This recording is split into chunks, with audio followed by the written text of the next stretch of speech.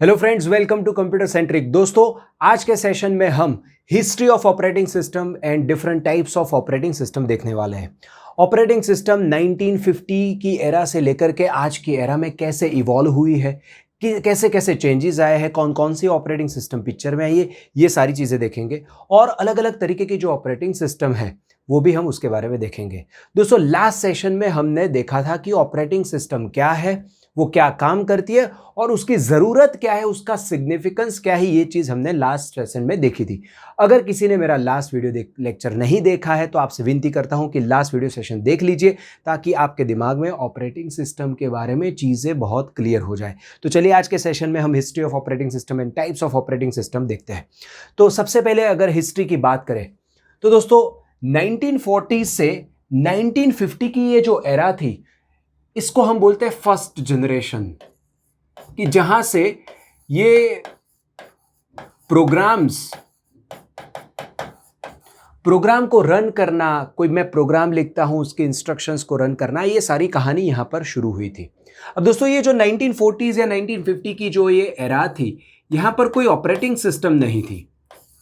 यहां पर कोई ऑपरेटिंग सिस्टम नहीं थी। लोग क्या करते थे, ऑपरेटिंग सिस्टम भी नहीं थी और सेकेंडरी डिवाइस भी नहीं थी, right? There were no secondary device also, no secondary memory. तो होता क्या था यहां पर पंच कार्ड में प्रोग्राम्स लिखे जाते थे। तो मान लीजिए ये कोई पंच कार्ड है और ये इस कार्ड में डॉट्स होते थे और ये कुछ लाइंस है, and these lines represents the set of instructions। ठीक है, so ऐसे डॉट्स होते थे and each of these dots represents one instruction, right? अगर मुझे प्रोग्राम लिखना है तो मुझे क्या करना है, मुझे वहां पर जो भी इंस्ट्रक्शन पहली मुझे एग्जीक्यूट करनी है, उस इंस्ट्रक्शन का जो डॉट है वहां पर मुझे पंचिंग करना है। तो मान लीजिए मैं यहां पर ये पंच करता हूं, ये वाला, यहां पर ये वाला पंच करता हूं, यहां पर ये वाला पंच करता हूं, तो वो जो पंच मैंने किया हुआ है, right, that becomes my instruction. ठीक है, और वो फिर प्रोग्राम में कन्वर्ट होकर के मेन मेमोरी में रन होगी। दोस्तों, यहां पर ये जो मेन मेमोरी थी, ये जो एरा थी, इसमें जो मेन मेमोरी थी वो थी मैग्नेटिक ड्रम्स के फॉर्म में। यहां पर मेन मेमोरी थी मैग्नेटिक ड्रम्स के फॉर्म में। ठीक है, तो ये सारी कहानी थी फर्स्ट जनरेशन की। यहां पर कंपाइलर भी नहीं थे, तो प्रोग्रामर सीधे मशीन कोड में प्रोग्राम लिखते थे, सीधे बाइनरी लैंग्वेज में प्रोग्राम लिखते थे। ठीक है, तो ये फर्स्ट जनरेशन की बात है कि जहां पर कोई ऑपरेटिंग सिस्टम थी ही नहीं। फिर आई दोस्तों 1950 से लेकर के 1970 की एरा, और इस एरा में इसे हम बोलते हैं generally second generation.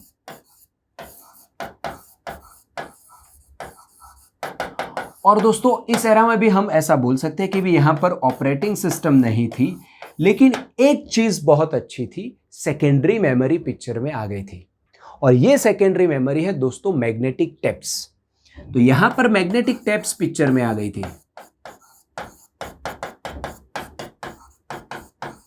Magnetic tape मतलब आपने कैसेट देखी होगी, अगर आपने आपके घर में कोई पुराना जो स्पीकर है, राइट, वो अगर है तो वहां पर कैसेट्स थी, राउंड मैग्नेटिक टेप वहां पर, right, you can store your data there and then you can play song, और ये काफ़ी चलता था, राइट। तो ऐसे ही मैग्नेटिक कैसेट, मैग्नेटिक टेप, जिसमें प्रोग्रामर अपना लिखा हुआ प्रोग्राम को स्टोर कर सकता है। तो यहाँ पर हम एक टैब में एक से ज़्यादा प्रोग्राम्स को स्टोर कर सकते हैं और फिर उस प्रोग्राम को मेन मेमोरी में ला करके हम एग्जीक्यूट कर सकते थे, राइट। तो ये जो एरा थी, ये सेकेंड जनरेशन। तो यहाँ पर इंप्रूवमेंट क्या हुआ भाई, सेकेंडरी मेमोरी पिक्चर में आई।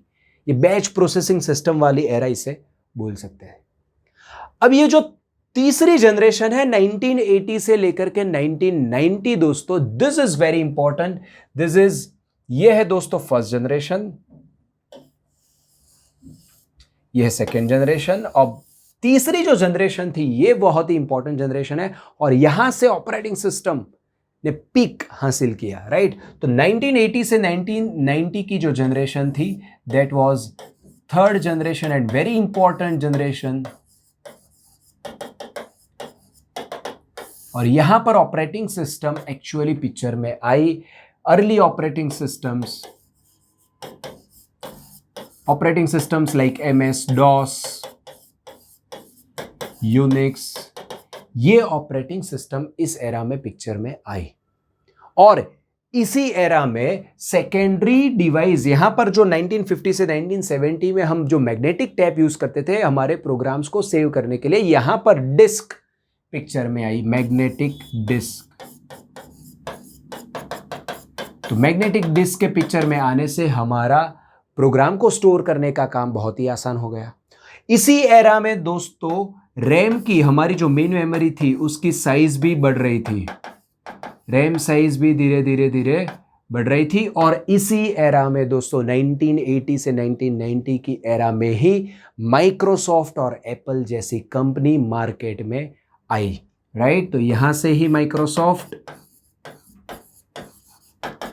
एंड एप्पल, ये कंपनी यहां थर्ड जनरेशन से लॉन्च हुई। और फिर तो क्या था दोस्तों, फिर तो 1990 से 2000 के बीच में तो ये ऑपरेटिंग सिस्टम का पूरा इवॉल्वमेंट हो गया। और यहाँ पर ये जो 1980 से 1990 वाली एरा थी, यहाँ पर हम बोल सकते हैं कि uni programming and multi programming operating system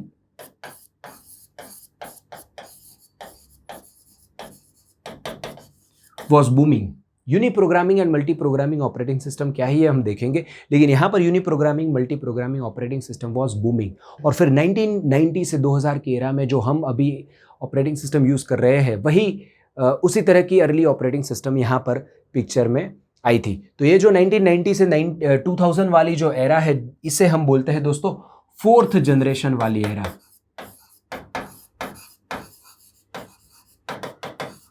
और दोस्तों यहां पर ये जो फोर्थ जनरेशन वाली एरा है, यहां पर मल्टीटास्किंग का कंसेप्ट बहुत ही फेमस हुआ। मल्टीटास्किंग, ये हम देखेंगे बाद में। मल्टीटास्किंग ऑपरेटिंग सिस्टम, फिर नेटवर्क ऑपरेटिंग सिस्टम की एक ऑपरेटिंग सिस्टम जो पूरे नेटवर्क पे काम करती हो, ये नेटवर्क ऑपरेटिंग सिस्टम पिक्चर में आई। डिस्ट्रीब्यूटेड ऑपरेटिंग सिस्टम पिक्चर में आई। रियल टाइम ऑपरेटिंग सिस्टम इस एरा में पिक्चर में आई। एम्बेडेड ऑपरेटिंग सिस्टम आप बोल सकते हो यहां पर पिक्चर में आई। सो ये जो फोर्थ जनरेशन है, यहां पर पूरा इवॉल्वमेंट हुआ हमारी ऑपरेटिंग सिस्टम का। और फिर ये यहां से 1990 से not only up to 2000 but we can say from 1990 towards today also ये इवॉल्वमेंट होता जा रहा है। और 2000 के बाद से 2020 के बीच में हम बोल सकते हैं यहां पर मोबाइल ऑपरेटिंग सिस्टम पिक्चर में आई। तो ये है दोस्तों पूरा इवॉल्वमेंट ऑफ ऑपरेटिंग सिस्टम। आप देख सकते हो पहले फर्स्ट जनरेशन में हमारे पास ओएस भी नहीं थी और सेकेंडरी डिवाइस भी नहीं थी। फिर सेकेंडरी डिवाइस हमने बनाई जो कि मैग्नेटिक टेप बनाई, वहां पर हम डेटा स्टोर कर सकते हैं। फिर हमें समझ में आया भाई इससे अच्छा मैग्नेटिक डिस्क है जहां पर हम डेटा स्टोर कर सकते हैं, लार्ज अमाउंट में स्टोर कर सकते हैं, इसका प्रोसेसिंग भी थोड़ा फास्ट है। तो मैग्नेटिक डिस्क पिक्चर में आई, हमारी रैम की साइज बढ़ती गई, हमारे प्रोसेसर्स फास्ट होते गए।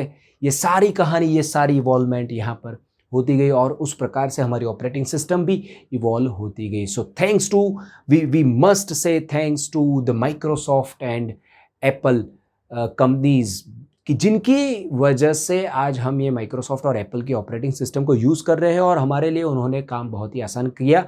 और यूनिक्स और लिनक्स ऑपरेटिंग सिस्टम को भी खूब खूब धन्यवाद देना चाहिए दोस्तों। अगर अदरवाइज हम ये कंप्यूटर सिस्टम यूज़ नहीं कर पाते, वो सारी चीज़ें जो ऑपरेटिंग सिस्टम करती है वो हमें करनी पड़ती, that would make our task disaster, right.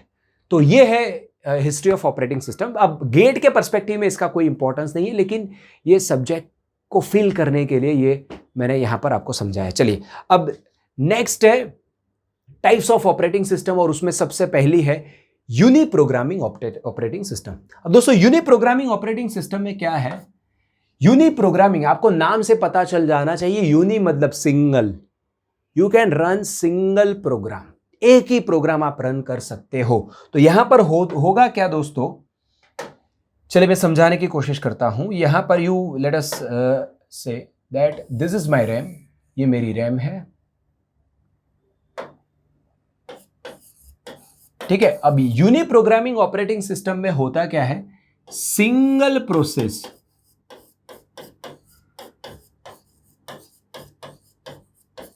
Reside in RAM. मतलब हमारी मेन मेमोरी में सिर्फ एक ही प्रोसेस रह सकती है, एक से ज्यादा प्रोसेस नहीं रह सकती। ठीक है, तो यहां पर मान लीजिए मैंने किसी प्रोसेस P1 को स्टोर किया है एंड P1 लेट से ऑक्यूपाइज दिस मच स्पेस, तो इतनी स्पेस भले ही फ्री बचती है, भले ही फ्री छूटती है, मैं दूसरी किसी प्रोसेस को यहां पर मेरी मेन मेमोरी में स्टोर नहीं कर सकता।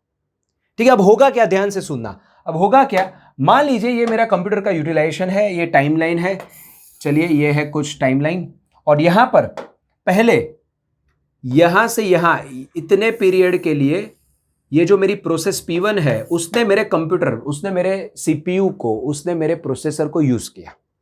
फिर यहां पर ये वाले लोकेशन से, ये वाले टाइम से मेरी प्रोसेस जो है वो वेट मोड में चली गई। वो मान लीजिए वो इनपुट आउटपुट ऑपरेशन कर रही है, मान लीजिए वो किसी इवेंट के लिए वेट कर रही है। दोस्तों जब मेरी प्रोसेस इनपुट आउटपुट ऑपरेशन कर रही है, इनपुट आउटपुट डिवाइस के साथ बात कर रही है, तो मेरी प्रोसेस को प्रोसेसर की जरूरत नहीं होती है। मतलब जब मेरी प्रोसेस इनपुट आउटपुट ऑपरेशन कर रही होती है उस वक्त मेरा प्रोसेसर फ्री पड़ा होता है। जब मेरी प्रोसेस किसी इवेंट के लिए वेट कर रही होती है तब मेरा प्रोसेसर फ्री पड़ा होता है। ठीक है, तो मान लीजिए ये जो किसी इवेंट के लिए वेट कर रही थी या इनपुट आउटपुट ऑपरेशन कर रही थी वो खत्म हो गया यहां पर इस टाइम पे, और फिर वापस इसने एग्जीक्यूशन शुरू कर दिया है, तो वापस उसने प्रोसेसर यूज किया। तो अल्टीमेटली दोस्तों ये यहां क्या हो रहा है कि प्रोसेस जितने टाइम के लिए प्रोसेसर को यूज करती है वहां पर यूज होता है, लेकिन जब प्रोसेस वेट मोड में चली जाती है तब मेरा प्रोसेसर खाली पड़ा रहता है, फ्री पड़ा रहता है।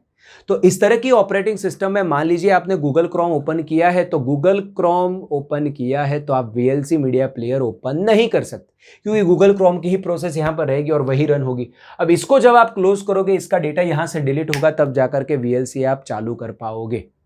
तो क्या ये ऑपरेटिंग सिस्टम आज की एरा में काम करती? नहीं, ये ऑपरेटिंग सिस्टम किसी काम की नहीं है भाई। मेरे को तो काफी सारी प्रोसेस एक साथ रन होनी चाहिए, राइट? तो फिर पिक्चर में आई दोस्तों multi programming operating system. Uni programming में क्या था, मेरी रैम में, मेरी मेन मेमोरी में सिर्फ एक ही प्रोसेस रह सकती है, जबकि मल्टी प्रोग्रामिंग में दोस्तों मेरी मेन मेमोरी में एक से ज्यादा प्रोसेस रह सकती है। That is what multi programming is, right? तो मान लीजिए ये है मेरी रैम, चलिए this is my RAM, and let us say this is the timeline of my for the CPU utilization। चलिए ठीक है, अब मल्टी प्रोग्रामिंग में मैंने क्या बताया, that more than one process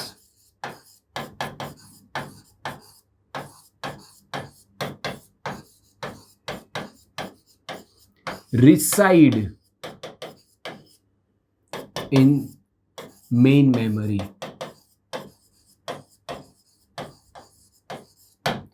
more than one process reside in main memory. तो दोस्तों इसका एडवांटेज क्या है?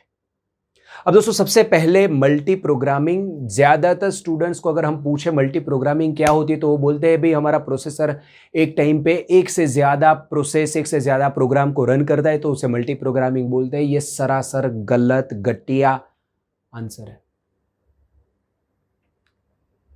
मल्टी, मैंने पहले भी बताया था लास्ट वीडियो सेशन में, प्रोसेसर पे, एक प्रोसेसर पे एक टाइम पे सिर्फ एक ही प्रोसेस रन हो सकती है, एक से ज्यादा प्रोसेस रन हो सकती नहीं है।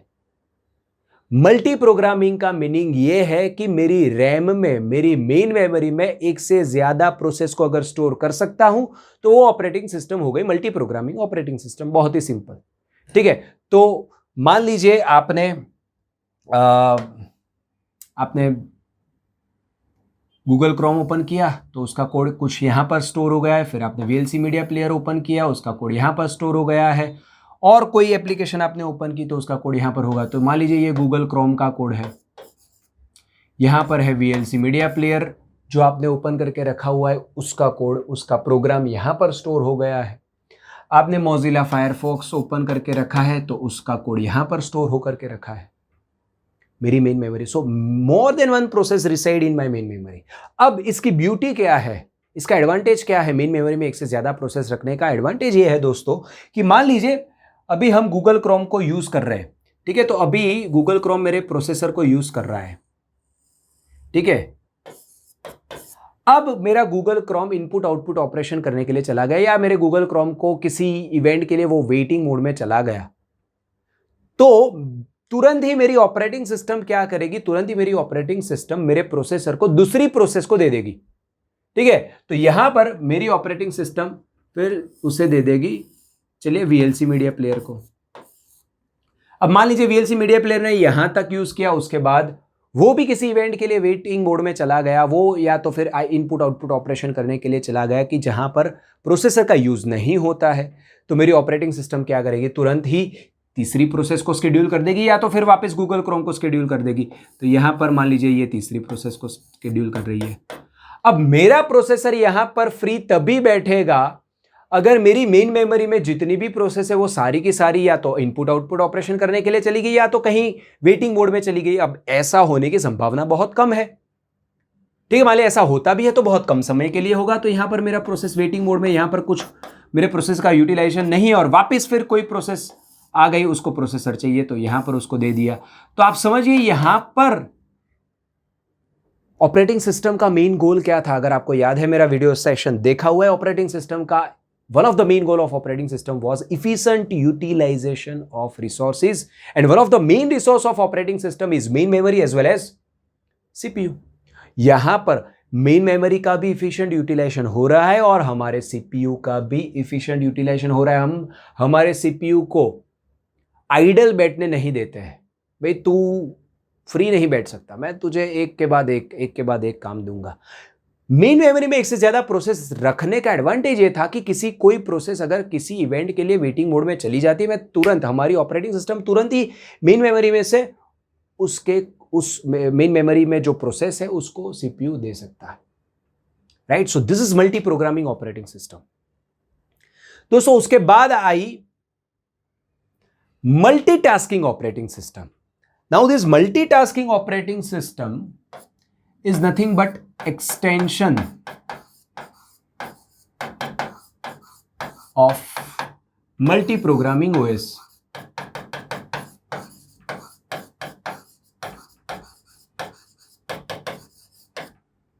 This is nothing but extension of multi programming OS. अब दोस्तों मल्टी प्रोग्रामिंग ऑपरेटिंग सिस्टम में मैंने क्या बताया कि भाई मैं किसी प्रोसेस को सीपीयू देता हूं, मैं किसी प्रोसेस को प्रोसेसर देता हूं, तो वो प्रोसेस सीपीयू को यूज करती रहेगी। कब तक यूज करती रहेगी? या तो वो कोई इनपुट आउटपुट ऑपरेशन करने के लिए ना चली जाए, या तो फिर वो किसी इवेंट के लिए वेट मोड में ना चली जाए, या तो वो प्रोसेस टर्मिनेट ना हो। उसके बाद मैं उसके पास से सीपीयू लेकर के मैं दूसरी प्रोसेस को दे दूंगा। जबकि मल्टीटास्किंग में क्या बताया गया, भाई हर एक प्रोसेस को एक टाइम क्वांटम दिया जाएगा, उतने टाइम क्वांटम के लिए ही उस प्रोसेस को प्रोसेसर दिया जाएगा। फिर वो टाइम क्वांटम खत्म हो जाता है तो हम प्रोसेसर को उठाकर दूसरी प्रोसेस को दे देंगे, उसका भी टाइम क्वांटम होगा। वो खत्म हो जाता है तो वहां से प्रोसेसर को लेकर के तीसरी प्रोसेस को दे देंगे। तो इस तरह से क्विक मैनर में हम प्रोसेसर को अलग अलग प्रोसेस को देंगे। समझ में आ रहा है? तो यहां पर मल्टी प्रोग्रामिंग तो है ही हमारी रैम में। यहां पर भी in my RAM, here also in my RAM there will be more than one process will reside here also, but how it is different from multi-programming, यहां पर हर एक प्रोसेस को टाइम क्वांटम दिया गया है। each process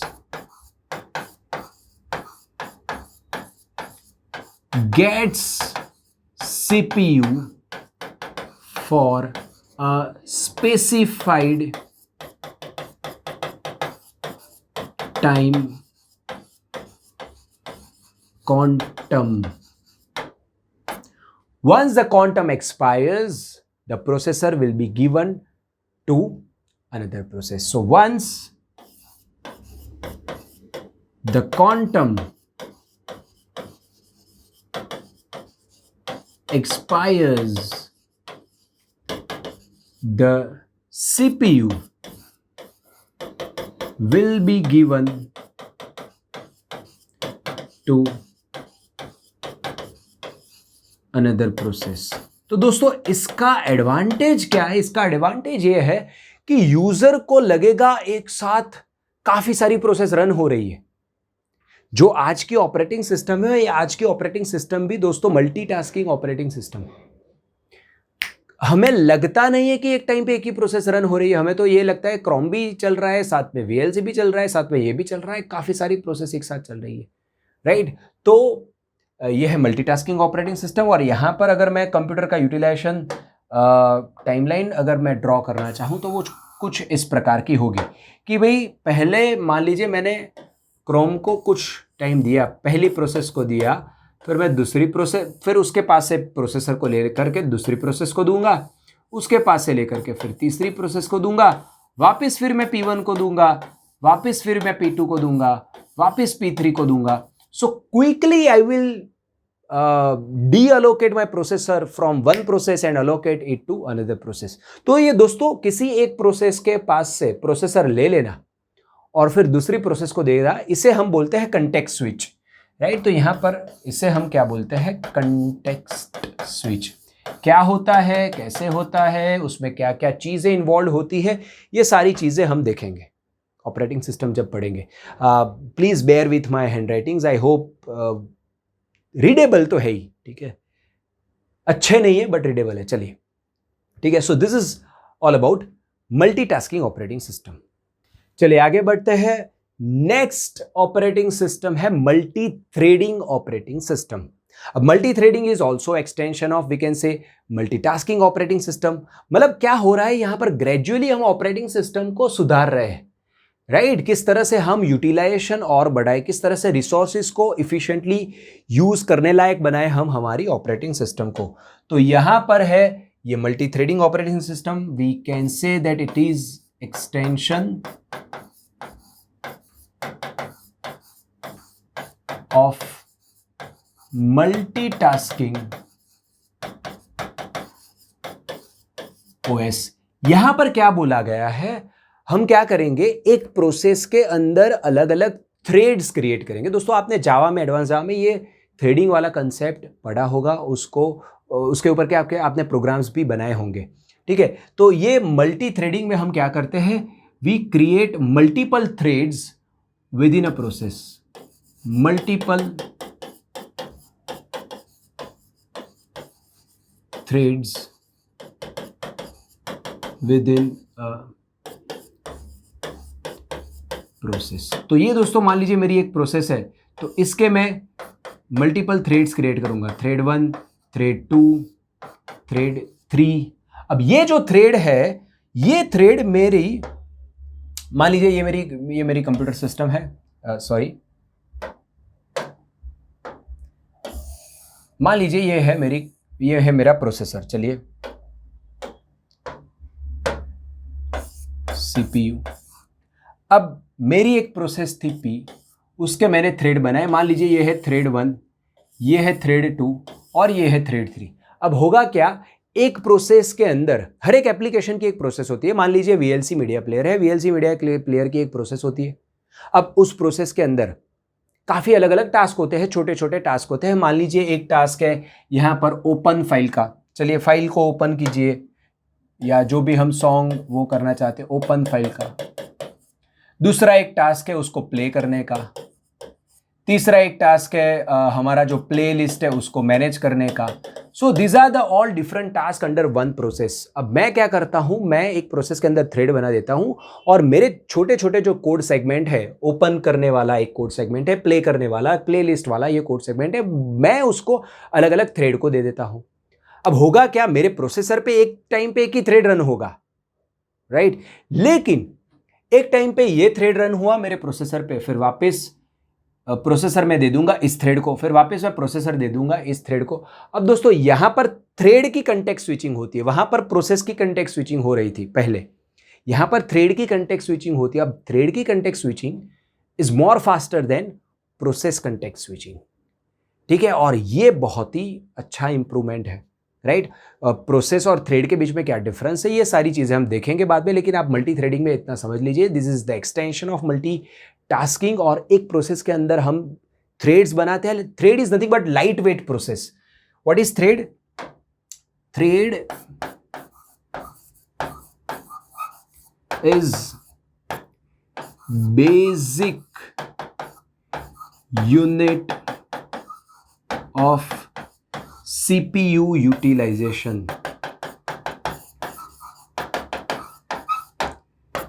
Thread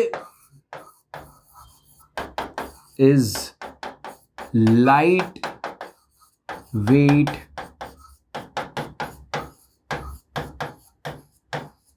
process. Thread क्या होता है? एक लाइट वेट, हल्की सी फुल्की सी एक प्रोसेस है. और हम क्या करते हैं यहां पर मल्टी थ्रेडिंग में, एक प्रोसेस के अंदर अलग अलग थ्रेड क्रिएट करते हैं और उस प्रोसेस का जो छोटे छोटे कोड थे वो हम अलग अलग थ्रेड को दे देते हैं और फिर वो CPU में हम रन करने को दे देते हैं. ठीक है, तो ये है मल्टी थ्रेडिंग. चलिए next is multi processing. Multi processing operating system. वहां पर थी मल्टी प्रोग्रामिंग, यहां पर मल्टी प्रोसेसिंग ऑपरेटिंग सिस्टम है. अब दोस्तों, अभी तक हमने जो भी ऑपरेटिंग सिस्टम के बारे में बात की उन सभी ऑपरेटिंग सिस्टम में सिंगल प्रोसेसर था, एक ही CPU था मेरे पास मेरी कंप्यूटर सिस्टम में. अब ये जो मल्टी प्रोसेसिंग ऑपरेटिंग सिस्टम है जो हम कंप्यूटर सिस्टम यूज कर रहे हैं, क्वाड कोर प्रोसेसर. तो क्वाड कोर मतलब 4, क्वाड मींस 4, 4 कोर है उसके अंदर, 4 प्रोसेसर है उसके अंदर. तो ये जो मल्टी प्रोसेसिंग की बात कर रहे हैं हम, यहां पर एक से ज्यादा प्रोसेसर मेरे पास है. सो ये है मेरा एक CPU, यह दूसरा CPU, यह तीसरा CPU, यह चौथा CPU. So more than one processors are there and since there are more than one processor, सभी प्रोसेसर के ऊपर मैं प्रोसेस को रन करूंगा. तो मैं मान लीजिए P1 नाम की प्रोसेस को इस प्रोसेसर के ऊपर रन कर रहा हूं, P2 को मैं यहां पर रन कर रहा हूं, P3 को मैं यहां पर रन कर रहा हूं, P4 को मैं यहां पर रन कर रहा हूं. तो दोस्तों यहां पर क्या है, एक प्रोसेसर पे एक टाइम पे तो एक ही प्रोसेस होगी, लेकिन यहां पर चूंकि मेरे पास एक से ज्यादा प्रोसेसर है तो मेरे कंप्यूटर सिस्टम में एक साथ उतनी प्रोसेस रन होंगी. तो ये हो गया, यहां पर पैरेलल प्रोसेसिंग का हमें एडवांटेज मिलता है, एक से ज्यादा प्रोसेस एक साथ यहां पर रन कर रही है, right. So this is used in computer system जहां पर मोर देन वन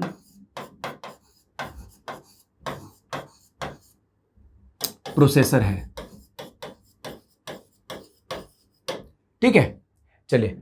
अब ये जो मल्टी प्रोसेसिंग ऑपरेटिंग सिस्टम है वो भी दो तरीके की होती है, एक लूजली कपल्ड और टाइटली कपल्ड. ठीक है, एक होती है लूजली कपल्ड. तो loosely coupled multi processing operating system को अगर मैं आपको समझाना चाहूं, चलिए मैं इसकी दूसरी कॉपी बना लेता हूं ताकि मैं दोनों ही आपको समझा सकूं. तो ये कॉपी किया मैंने और चलिए इसको ऊपर ले जाते हैं और मैं इसे यहां पर पेस्ट कर देता हूं. चलिए ठीक है, अब मैं यहां पर आपको लूजली कपल्ड ऑपरेटिंग सिस्टम क्या है मैं ये समझाता हूं. तो दोस्तों लूजली कपल्ड ऑपरेटिंग सिस्टम में होगा क्या, for each and every processor there will be separate RAM. हर एक प्रोसेसर के पास अपनी खुद की रैम होगी, राइट. तो ये है मेरा, let's say this is my processor 1 और ये है उसकी रैम. ये है मेरा प्रोसेसर 2, ये है उसकी रैम. प्रोसेसर 3, ये है उसकी रैम. प्रोसेसर 4, ये है उसकी RAM. So this is nothing but loosely coupled multi processing operating system जहां पर हर एक प्रोसेसर के पास अपनी खुद की रैम है. दूसरी आती है दोस्तों tightly coupled operating system.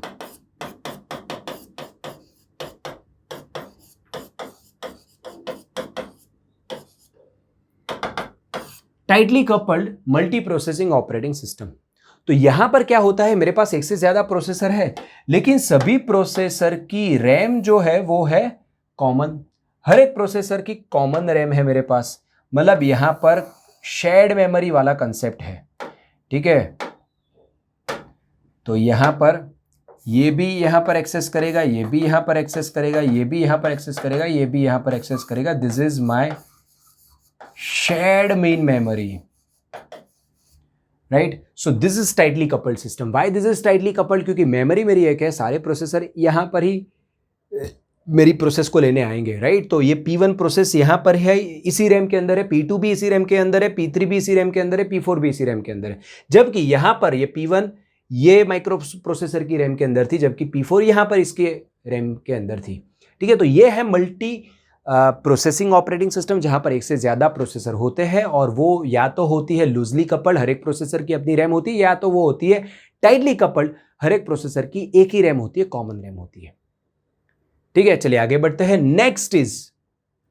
Next is real time operating system. दोस्तों आज के जमाने में ये रियल टाइम ऑपरेटिंग सिस्टम भी बहुत ही इंपॉर्टेंट है, मिशन क्रिटिकल टास्क है।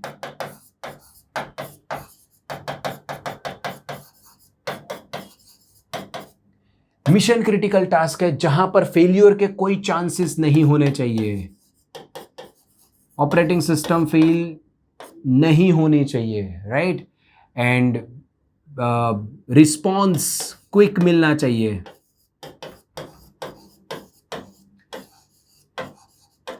तो इस तरह की अगर रिक्वायरमेंट है तो मैं वहां पर रियल टाइम ऑपरेटिंग सिस्टम लगाऊंगा। दोस्तों ये रियल टाइम ऑपरेटिंग सिस्टम के अगर मैं एग्जांपल दूं तो मान लीजिए एक है let's say autonomous car.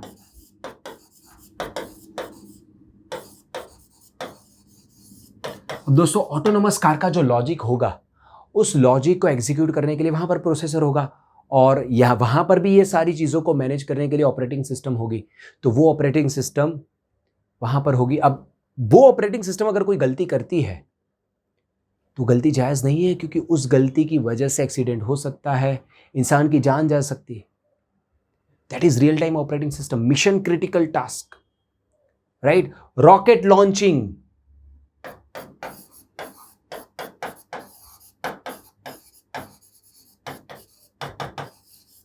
Rocket launching मुझे करना है, उसमें काफी सारी प्रोसेस इन्वॉल्व होती है, उसमें भी ऑपरेटिंग सिस्टम होती है। तो इस तरह की चीज़ों के लिए जो ऑपरेटिंग सिस्टम होती है, जो मिशन क्रिटिकल टास्क है, जहां पर फेल्यूर के चांसेस 0.0000000 उससे भी कम होने चाहिए, तो वो वहां पर हम real time operating system use करेंगे। और अंत में दोस्तों ऑपरेटिंग सिस्टम है एम्बेडेड ऑपरेटिंग सिस्टम। अब दोस्तों एम्बेडेड ऑपरेटिंग सिस्टम किसी स्पेसिफिक एप्लीकेशन के लिए अगर आप ऑपरेटिंग सिस्टम बनाते हो तो हम उसे बोलेंगे एम्बेडेड ऑपरेटिंग सिस्टम।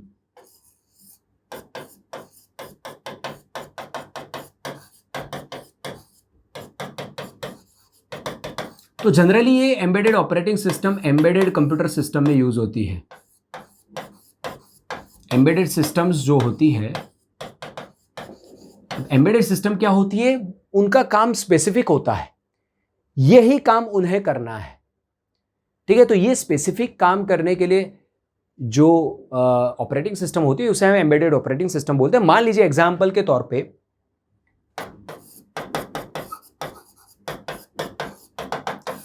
रोबोट, मान लीजिए आपने कोई रोबोट बनाया है, स्पेसिफिक एप्लीकेशन है, तो उसके अंदर जो ऑपरेटिंग सिस्टम होगी वो होगी एम्बेडेड ऑपरेटिंग सिस्टम। आप एटीएम में पैसे निकालने के लिए जाते हो, ठीक है, अब उसमें भी काफी सारे टास्क है, ठीक है। डेटा डालना, वहां पर डेटा को फैच करना, बैंकिंग की एप्लीकेशन के साथ कम्युनिकेट करना, वापस आंसर लाना, आपके अकाउंट में वो उतने पैसे है नहीं है, इतनी नोट्स निकाल कर गिन करके देनी। तो ये सारे अलग अलग टास्क है वहां पर। उसके लिए प्रोसेसर बना है, तो वो प्रोसेसर है एम्बेडेड सिस्टम, एम्बेडेड प्रोसेसर। अब उसके अंदर ये सारी चीजों को मैनेज करने के लिए जो ऑपरेटिंग सिस्टम होगी वो एम्बेडेड ऑपरेटिंग सिस्टम होगी। स्पेसिफिक टास्क के लिए जब सिस्टम बनाई हुई है और उसमें हम जब ऑपरेटिंग सिस्टम यूज करते हैं तो उसे हम बोलेंगे एम्बेडेड ऑपरेटिंग सिस्टम। तो दोस्तों यहां पर हमने ऑपरेटिंग सिस्टम का इवोल्यूशन देखा, हिस्ट्री ऑफ ऑपरेटिंग सिस्टम देखी और अलग अलग तरीके की ऑपरेटिंग सिस्टम देखी। सबसे पहले हमने शुरू किया यूनी प्रोग्रामिंग ऑपरेटिंग सिस्टम से। एक बार मैं क्विकली आपको गो थ्रू करवा देता हूं। सबसे पहले यूनी प्रोग्रामिंग ऑपरेटिंग सिस्टम जो क्या बोल रही है कि रैम में एक टाइम पे एक ही प्रोसेस रहेगी। तो यहां पर सीपीयू का यूटिलाइजेशन उतना प्रॉपर नहीं हो रहा था, तो उसके बाद आई multi programming operating system. Multi programming operating system बोल रही है कि रैम के अंदर एक से ज्यादा प्रोसेस रह पाएगी। यहां पर efficient utilisation of CPU resources हो रहा था। फिर आई multitasking operating system which is extension of multi programming operating system. और यहां पर क्या बोला गया कि भाई हर एक प्रोसेस को एक टाइम क्वांटम दिया जाएगा और उतने टाइम क्वांटम के लिए ही प्रोसेसर वो यूज कर पाएगी। उसके बाद प्रोसेसर उसके पास से निकालकर हम दूसरी प्रोसेस को दे देंगे। उसके बाद आई मल्टी थ्रेडिंग ऑपरेटिंग सिस्टम। एक प्रोसेस के अंदर मैं मल्टीपल थ्रेड क्रिएट करूंगा। Thread is a light weight process और वो थ्रेड पैरेलली हमारी कंप्यूटर सिस्टम में हमारे प्रोसेसर के ऊपर रन होंगे। Next is multi processing operating system. एक से ज्यादा प्रोसेसर है तो हर एक प्रोसेसर के ऊपर एक एक प्रोसेस रन होगी parallelly, that is multi processing. उसके दो टाइप है, एक लूजली कपल, एक टाइटली कपल। लूजली कपल में हर एक प्रोसेसर की रैम अलग अलग होती है, जबकि टाइटली कपल में रैम हमारी मेन मेमोरी शेयर्ड होती है। नेक्स्ट है real time operating system. Mission critical task के लिए ये real time operating system use होती है। और embedded operating system specific application के लिए अगर हमारी सिस्टम बनी हुई है और उसमें हम जब ऑपरेटिंग सिस्टम यूज करते हैं तो वो है एम्बेडेड ऑपरेटिंग सिस्टम। तो दोस्तों आशा रखता हूं आपको ये सेशन अच्छा लगा होगा, ये वीडियो अच्छा लगा होगा, समझ में भी आया होगा। Thank you.